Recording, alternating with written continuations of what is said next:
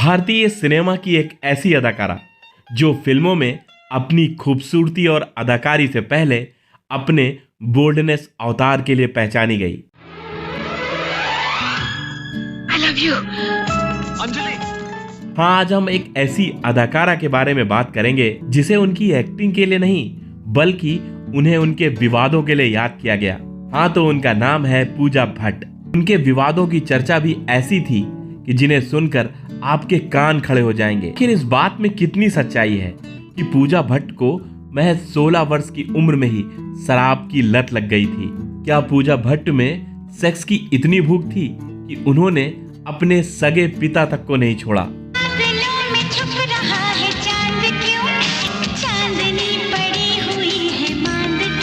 और तो और पूजा भट्ट के पिता ने ही कहा कि अगर ये मेरी बेटी न होती तो मैं पूजा से ही शादी करता। कैसे पूजा भट्ट ने अपनी शादी को मजाक बनाकर रख दिया। क्या आपको पता है कि पूजा भट्ट जी के 6 से 7 बॉयफ्रेंड थे, फिर भी वो किस अभिनेता के साथ लिविंग रिलेशनशिप में रहीं?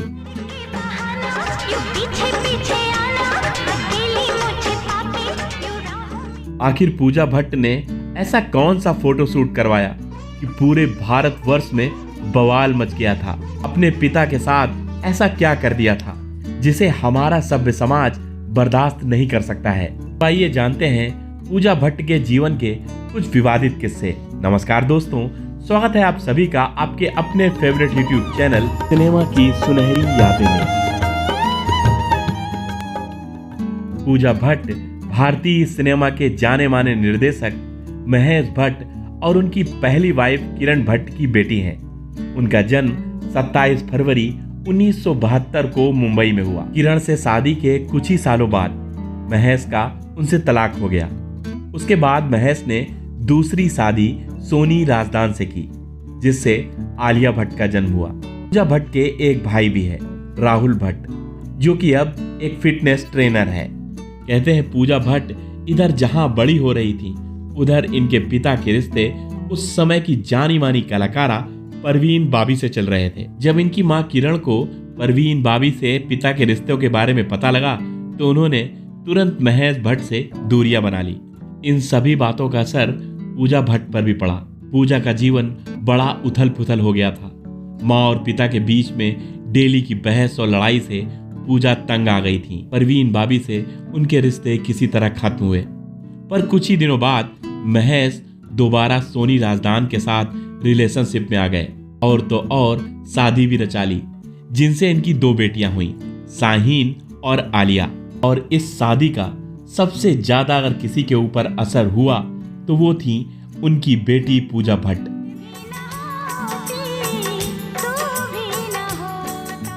वो महज 16 साल की उम्र में शराब की लती हो गई थी। पूजा भट्ट एक बिगड़ैल पिता की बिगड़ैल संतान हो गई थी। इधर महेश भट्ट ने जब दूसरी शादी करी तो पूजा को अपने पिता से सख्त नफरत हो गई। उनकी मां किरण ने उन्हें खूब समझाया, कहा कि उनके पिता बुरे आदमी नहीं है।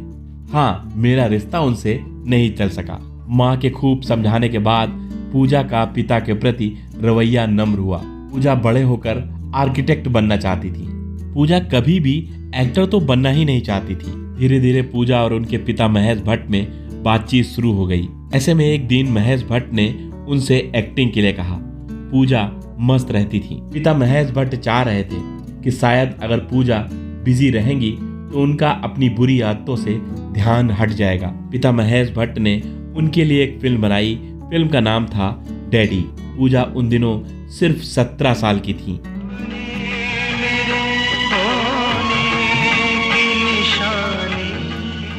पूजा को इस फिल्म के लिए बेस्ट न्यू फेस एक्ट्रेस का अवार्ड मिला। वैसे पूजा डैडी फिल्म में बेहद बोल्ड अंदाज में दिखी।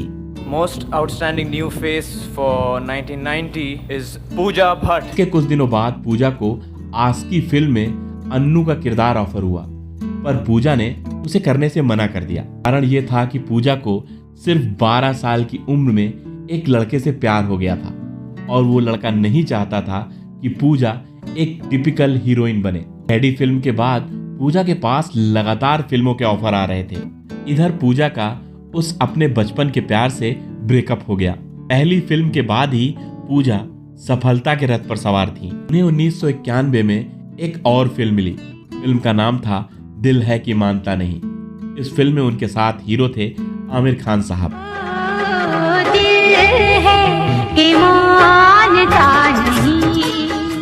और ये फिल्म जब सिनेमा घरों में आई तो दर्शकों का तो ये आलम था, टिकट लेने के लिए टिकट खिड़कियों को भी उखाड़ दे रहे थे। वैसे ये मूवी ऑस्कर विजेता film it happened one night की रीमेक थी। यह फिल्म 1991 की बड़ी सफल फिल्म हुई।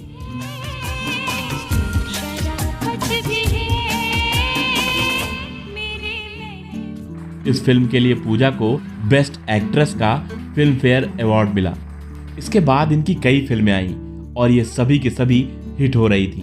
पूजा उन दिनों की सुपरस्टार हीरोइन बन गई थी। फिर चाहे वो जुनून हो या जानम, फिर तेरी कहानी याद आई हो या सर, गुनेगार, तड़ीपार, नाराज, हम दोनों, अंगरक्षक, सभी की सभी फिल्में हिट हो रही थी। उस समय का बड़े से बड़ा कलाकार पूजा भट्ट के साथ काम करना चाह रहा था। फिर चाहे वो आमिर खान हो या मिथुन चक्रवर्ती, संजय दत्त हो या उस जमाने के लड़कियों के क्रश कहे जाने वाले राहुल राय।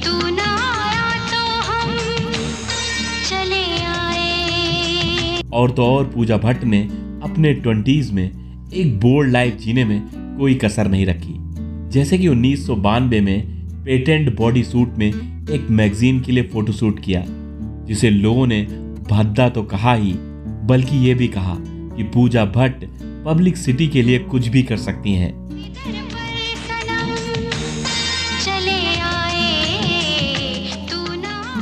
पर इसके बाद भी पूजा भट्ट रुकी नहीं। कई पत्रिकाओं में ऐसे ही फोटोशूट देती रहीं। कभी वो बिगनी में नजर आई तो कभी सिगरेट के साथ, और कभी वो अपने बोल्ड अवतार में लड़कों से घिरी हुई दिखती। सबसे ज्यादा हद तो तब हो गई जब उन्होंने एक मैगजीन के लिए शूट किया, जिसमें वो अपने पिता महेश भट्ट की गोद में बैठकर उनके होंठों पर होंठ रखकर चुम्बन करती दिखाई दी।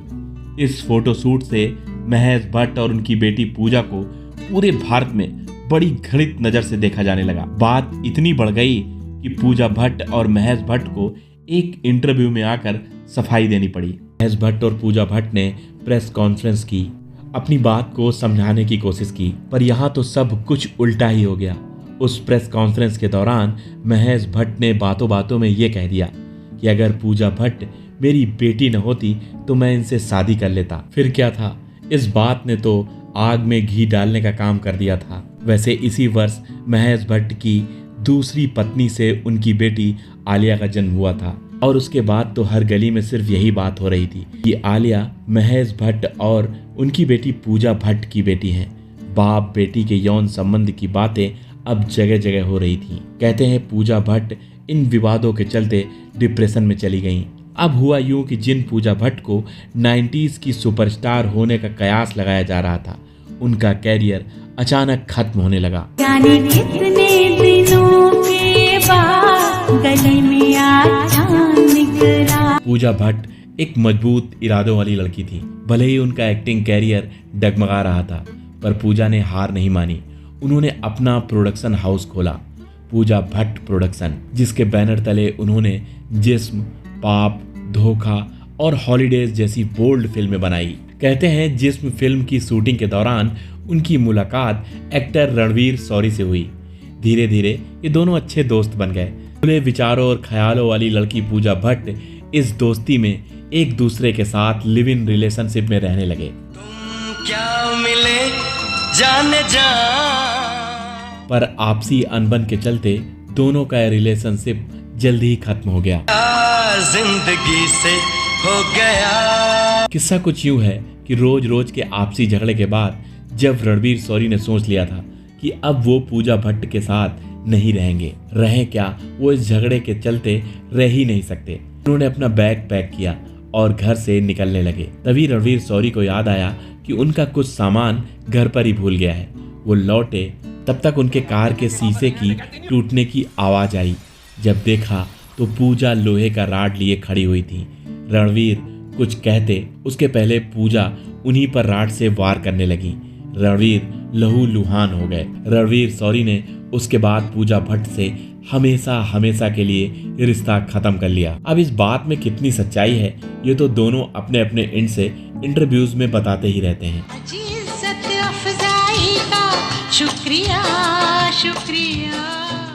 इसी तरह जब पूजा भट्ट पाप फिल्म की शूटिंग कर रही थी तभी उनकी मुलाकात मनीष मखीजा से हुई। ये दोनों जल्द ही एक दूसरे के अच्छे दोस्त बन गए, पर ये दोस्ती का रिश्ता जल्द ही शादी के रिश्ते में तब्दील हो गया। पूजा भट्ट और मनीष मखीजा की शादी हो गई। कहते हैं ये शादी भी ज्यादा दिन तक नहीं टकी। शादी के 11 साल बाद मनीष और पूजा में तलाक हो गया। भगवान के लिए ऐसा मत कहना, तुमसे तो मेरा कोई ताल्लुक भी नहीं था। क्यों मेरी जिंदगी बर्बाद कर दी तुमने को। तलाक के बाद पूजा सदमे में चली गई। शराब और सिगरेट की बड़ी लती हो गई। अकेलापन पूजा भट्ट को खाया जा रहा था। तभी साल 2012 में महेश भट्ट की दूसरी बेटी आलिया भट्ट की film student of the year release हुई। इस फिल्म से बॉलीवुड में आलिया ने डेब्यू किया था, पर इसी समय एक बार फिर वो पुराना विवाद उभर कर सामने आया। लोग फिर वही बात दोहराने लगे। पूजा भट्ट की बेटी ही हैं आलिया भट्ट, पर इस बार भी कुछ ऐसा ही कर दिया आलिया भट्ट ने, क्योंकि अब की बार आलिया भट्ट ने खुद कॉफी विद करण में बातों बातों में ये कह दिया कि मैं महेश भट्ट और पूजा भट्ट की बेटी हूँ। I am Mahesh Bhatt and Pooja Bhatt's daughter. बात ने अब की बार फिर तूल पकड़ लिया था। सभी पत्रिकाओं में इसी तरीके की बातें चल रही थी, पर साल 2014 में जब फिल्म 2 स्टेट के प्रमोशन पर आलिया भट्ट आई और उनसे पूछा गया कि आखिर इस बात में क्या सच्चाई है, तो आलिया भट्ट ने बड़ी झुंझलाहट में कहा, जो लोग इस तरीके की बातें करते हैं वो पूरी तरीके से मानसिक बीमार हैं। बाप और बेटी के रिश्ते को अलग नजरिया से देख सकते हैं तो फिर कुछ भी देख सकते हैं।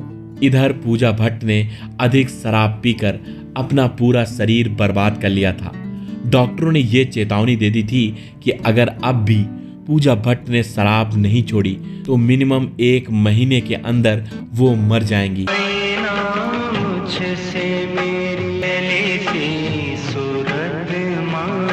डॉक्टर की इस बात से सुनकर भले ही पूजा भट्ट परेशान न हुई हूँ, पर एक पिता का परेशान होना लाजमी था।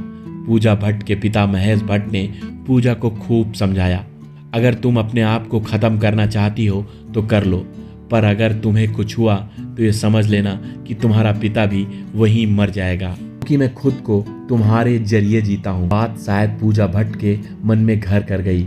उसके बाद इस बात के बाद पूजा भट्ट ने कभी भी शराब को हाथ तक नहीं लगाया। साल 2021 से पूजा भट्ट ने एक बार फिर वेब सीरीज बॉम्बे बेगम से अपना OTT पर डेब्यू किया, और तो और 2022 में पूजा भट्ट ने आर बाल्की की फिल्म चुप से तकरीबन 25 वर्षों बाद एक एक्टर के तौर पर बॉलीवुड में वापसी की। अपने वायलेंस को जस्टिफाई करने के लिए अपने दिमाग में एक नोबल मिशन पैदा करते हैं। पूजा भट्ट अब सामाजिक कार्यों में भी बढ़ चढ़कर हिस्सा ले रही थी। साल 2022 में कांग्रेस के नेता राहुल गांधी के साथ उनकी पद यात्रा में उन्होंने शिरकत भी की। पूजा भट्ट, सो जब आंधी आती है ना, कहते हैं कि तो एक दूसरे का हाथ थामने का टाइम आता है। पूजा भट्ट अपनी बिंदास लाइफ के लिए हमेशा जानी गई और आज भी वो बेहद बिंदास लाइफ जी रही हैं। वैसे आप बताइएगा कि पूजा भट्ट जी को क्या बॉलीवुड में उनकी कंट्रोवर्सी के लिए ही याद किया जाता है या बॉलीवुड में उनके कंट्रीब्यूशन के लिए भी उन्हें याद किया जाता है? बुद्धू, मैं तुम्हारा साया हूँ, तुम मुझसे पीछा नहीं छुड़ा सकते। वैसे आप बताइएगा बॉलीवुड में उनकी किस हीरो के साथ जोड़ी सबसे जबरदस्त लगती है?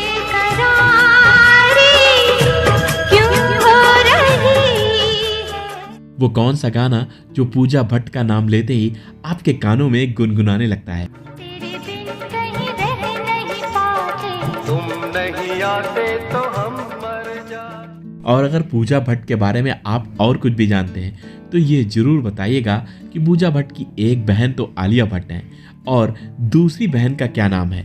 से आपने वीडियो को यहाँ तक देखा, इसलिए मैं आपका दिल से धन्यवाद करता हूँ, क्योंकि आपका एक एक व्यू हमें किसी न किसी रूप में आर्थिक मदद करता है। चलिए मिलते हैं फिर किसी और वीडियो में। जय हिंद, जय भारत।